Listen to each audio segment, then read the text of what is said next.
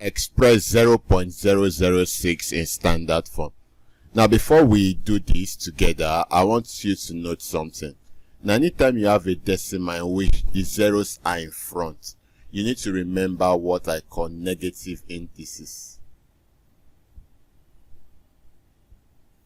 So now if you have a decimal in which the zeros are in front, so like 0.0013, 0.000005, just any decimal in which the zeros are in front, always remember negative indices. Now having said this, let's solve this question. So we have express 0.006 in standard form.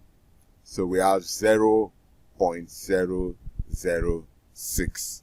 Now how do we express this in standard form? Remember, in standard form, A should be between 1 and 9.999. I hope you remember. Now 0.006 is less than 1. So we have to move the decimal point until we get a value that is between 1 and 9.999. Does that make sense? So we go 1, this is 0.06, which is less than 1.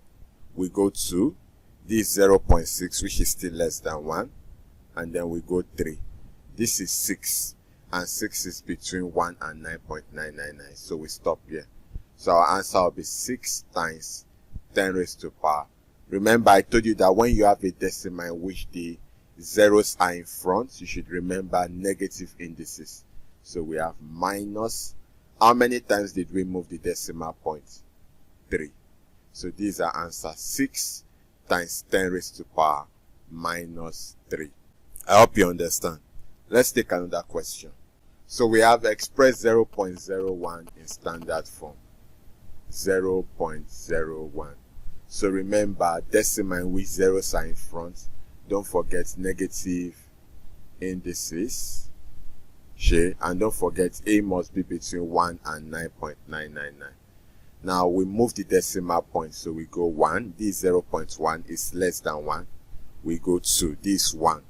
So it's between 1 and 9.999. So our answer will be 1 times 10 raised to power negative indices minus, how many times did we move the decimal point? 2. Is this not simple? Let's take another question. So we have expressed this number in standard form.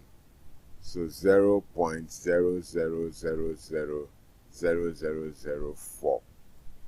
Now remember, when we have a decimal in which the zeros are in front, negative indices, and A must be between 1 and 9.999. So let's move the decimal points.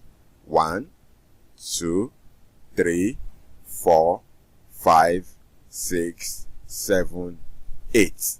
So this is 4 times 10 raised to power minus 8.